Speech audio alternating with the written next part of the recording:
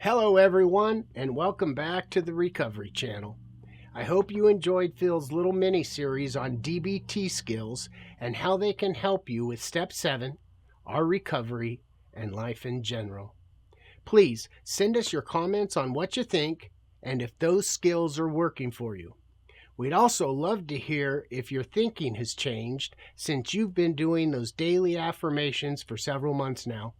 Are you better at challenging the negative talk in your head? Also, let others know what works for you. Recovery is all about community and sharing our experience, strength, and hope with each other. Please subscribe to our channel to help us spread the message of hope and healing. This week, we start on Step 8, where we made a list of all persons we had harmed and became willing to make amends to them all. Now, a quick side note here before we get going. Have you noticed that the 12 steps are all written in past tense, like we've already done them? They also use we instead of I, implying that all the steps were done as a group. When Bill W. wrote the 12 steps, he started out with the 6 tenets of the Oxford group, which he and several of his fellow alcoholic colleagues started. He expanded on those 6 tenets and added things that he and his companions had done to get sober. So he was basically saying, here's what we did to achieve and maintain sobriety. There are some programs you'll find where they change the wording of the steps to make them in the present tense, and they change the pronoun to I. They feel that this keeps the focus on the present and on the individual. At the Recovery Channel, we honor the 12 steps in their original form, but we definitely work in the here and the now, and we encourage individual empowerment. So what are we doing here and now? We're making a list.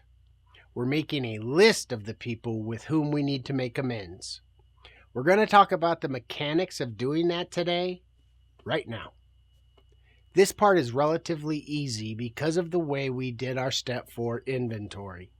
The challenging part of this step is becoming willing. We become willing to make amends to them all. Finally, and this next part is where we lose a lot of people, we are asked to become willing to forgive the people that have harmed us. Now don't touch that dial or mouse or phone or whatever. Let's break this down into manageable pieces and we'll talk about the tricky parts in more detail. We'll start with the easy part. Make a list. It's easy because all we need to do is look at our 4th step inventory. Go to the Behaviors tab and look at the first column. In almost every case, you're simply going to copy the person that's in the first column over to column F, where it says, do I need to make amends to anyone? That's because on this sheet, we listed all of our bad behaviors and who was impacted by them. Chances are, the person that was impacted by our bad behavior is someone we made to make amends with. Easy, right? No, Phil, no, it's not always easy. This person right here on this paper, he hurt me too, and they should be the one making amends. And this other person, they hate me, Phil. They said they never want to see me again. And this guy, this guy, if I ever show my face around him again, I owe him a lot of money, Phil. No way. I know, I get it. This is definitely not going to be easy in some cases. And that's where the willingness part comes in. At this point in the process, we're not going to worry about what might happen if we try, or what we're going to say, or how we're going to say it, or anything else. At this point, we're only becoming willing. We're simply writing down their names. That's it. We'll worry about the rest when we get to step 9. And we're going to help you with that. Okay, so we've written down all the people we're willing to make amends with on the Behaviors tab. Again, we just made a list. We're not worrying about the delivery yet. Now comes the harder part, and that's figuring out who we need to forgive. Phil's going to talk a lot about this in week 39 because it's really sensitive for a lot of us. For now, though, to make this a little easier, we're going to replace the phrase people I need to forgive with people I feel resentment toward. This is where it's even more important not to worry about if and how you're going to do it and whether or not the person deserves forgiveness. Just remember those 4 simple words. Trust in the process. Here's all you need to do for now. Go to the Resentments tab of your inventory. Look at the people you have in the first column. If you feel the slightest bit of resentment toward that person, which you do because you wrote them down, put their name in column G. The last person you're going to add to your list is yourself. You owe amends to yourself because you haven't treated yourself very well. You've made decisions in life that hurt you, that limited your opportunities, that cost you money, that ruined relationships. You may have caused yourself physical pain and injury or contracted a disease because of your addiction. So add yourself to the Behaviors tab in column F. You also need to forgive yourself. So add yourself to the Resentments tab as well. We'll talk about how to do that later. For now, just become willing to forgive yourself, even if you think you can't or you don't deserve it. That's it. Like I said, the mechanics of this are easy.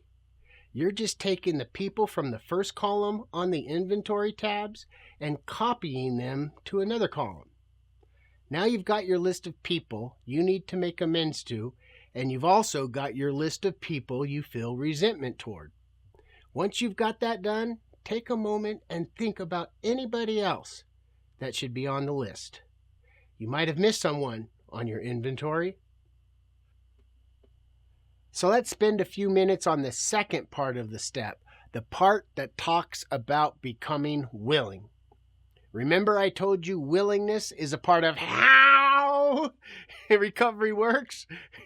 How could you forget, right? Well, this is one of those steps where that really comes into play. For me, though, the idea of being willing to make amends was a little tough to get my head around. So let's do this. Ask yourself these questions. Am I willing to face my past and move on from it in a healthy way? Am I willing to accept that I've hurt people through my actions and the damage I've done might still be causing them pain? Am I willing to take responsibility for my actions? Am I willing to be 100% honest with myself and others? Am I willing to set aside what they did to me for a moment so I can own my part of things?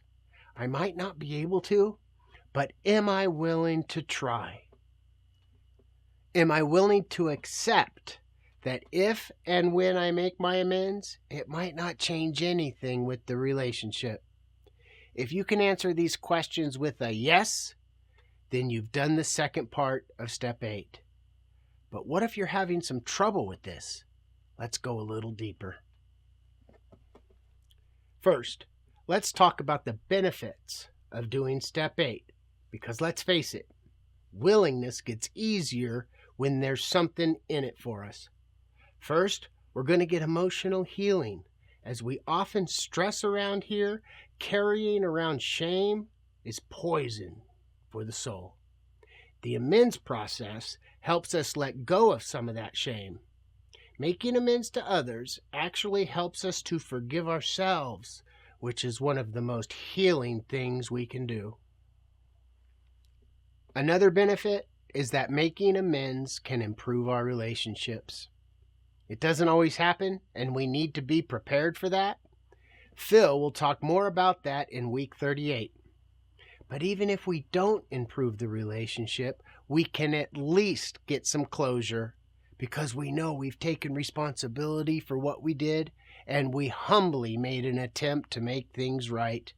We did our part. Finally, you can look at the amends process as an extension of your Step 7 work.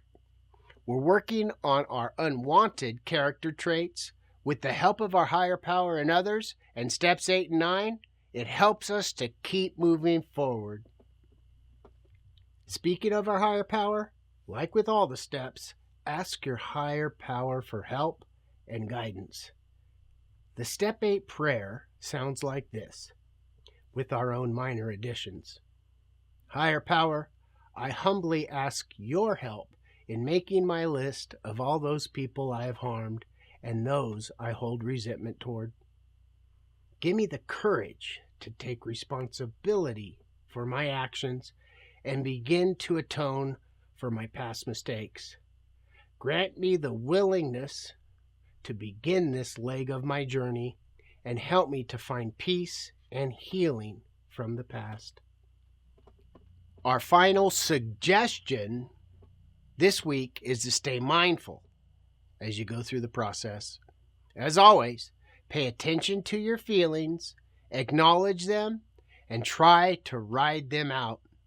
If they get to be too much, reach out for support from your accountability group, your sponsor, a trusted friend, or a therapist.